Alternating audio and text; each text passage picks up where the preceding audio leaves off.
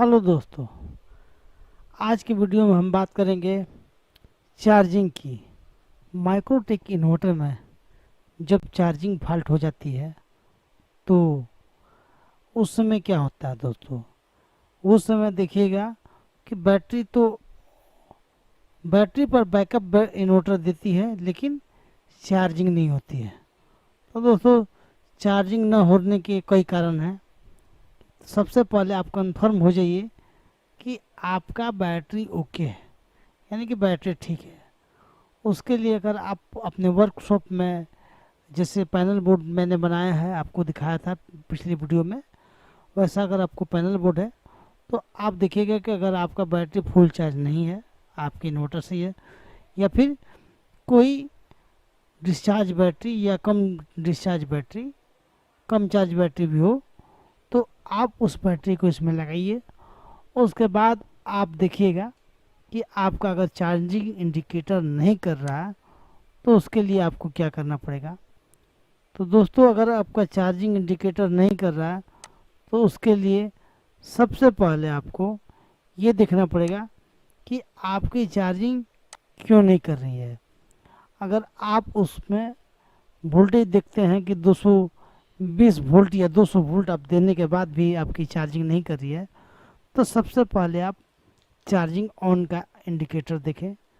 अगर charging on का indicator नहीं ऑन है तो दोस्तों ये देखिए कि आपका और बैटरी पर ओके है।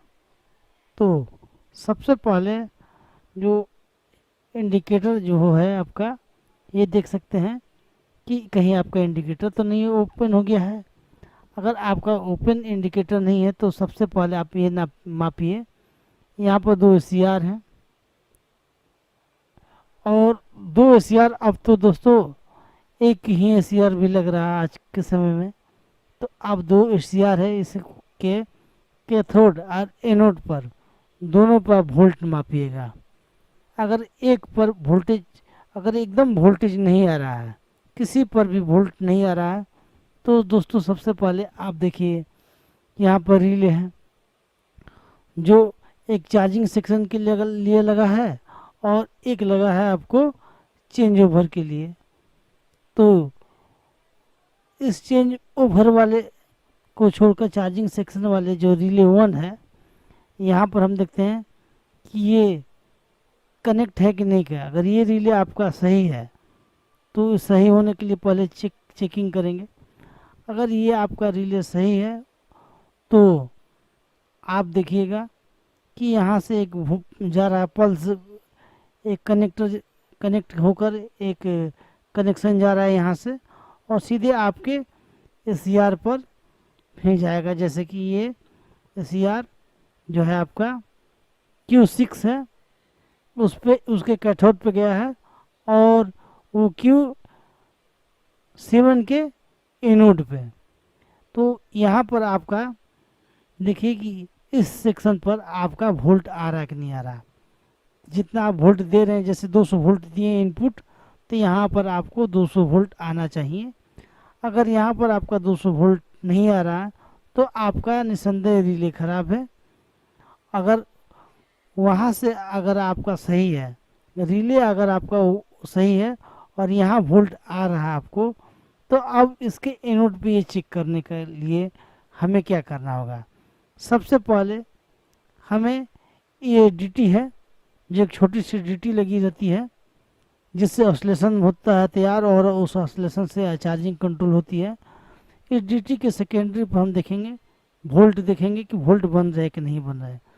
अगर इस डीटी पर सेकेंडरी पर वोल्ट बन रहे हैं तो हम यहाँ पर एक गेट पर देखिए, एक रेजिस्टेंस और एक डायोड के माध्यम से गेट पर पल्स दिया गया है और उसी तरह दूसरे के गेट पर भी ये पल्स दिया गया है।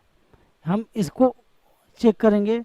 अगर ये दोनों सही है तो उसके बाद ये जो 100 ohms का रेजिस्टेंस है जो आपका गेट और कैथोड से, इसको हम ओपन के लिए चेक करेंगे।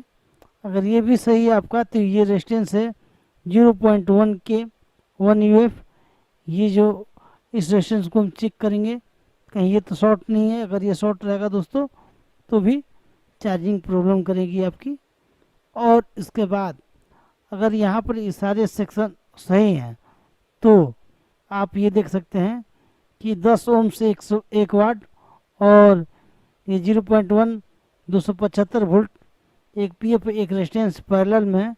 अगर ये आपका ख़राब हो तो भी आपका चार्जिंग नहीं होगा या फिर चार्जिंग प्रॉब्लम करेगी। तो ये सब आउटपुट विभाग हैं चार्जिंग के। अगर ये सब सही हैं तो आपका चार्जिंग देगा, नहीं तो अगर कोई भी एक चीज़ ख़राब हो तो आपका चार्जिंग नहीं देगा।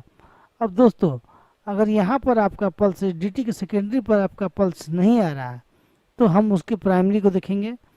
प्राइमरी में ये देखिए यहाँ पर सीधे आपका जो पॉजिटिव वोल्ट है एक सिरे में आ गया है और दूसरे सिरे में इस ट्रांजिस्टर के माध्यम से CN100 इस ट्रांजिस्टर के माध्यम से इसके कलेक्टर से आपका सेकेंडरी में दिया गया है। दूसरे छोर में आपका बीच में आपको एक डायोड और एक जेनर डायोड लगाया गया है और इधर आपका एक कंडेंसर लगाया गया है। अब दोस्तों सबसे बड़ी बात है कि अगर यहाँ पर आपका पॉजिटिव ओके है और यहाँ पर आपका अगर नहीं आ रहा है, ऑसिलेटर नहीं बन रहा है, तो इस ट्रांजिस्टर को शॉर्ट या ओपन के लिए चेक करेंगे। अगर ये ट्रांजिस्टर शॉर्ट या ओपन हो जाए तो आपका ऑसिलेटर नहीं बनेगा, जिससे आपकी चार्जिंग नहीं होगी। अगर ये ट्रांजिस्टर सही है तो इसके बेस पर हम बाइसिंग वोल्ट नापेंगे।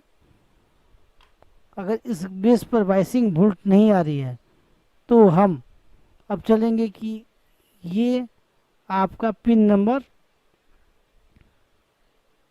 देखिए दोस्तों, यहाँ से आपका ये बाइसिंग वोल्ट चल रहा है और ये ऐसे ऐसे माध्यमों से होते हुए आपका बाइसिंग वोल्ट आया हुआ है। तो इस बाइसिंग वोल्ट को आप देख सकते हैं। अगर ये आपका बाइसिंग वोल्ट यहाँ पर ओके हो जाता है तो आपका चार्जिंग हो जाएगा।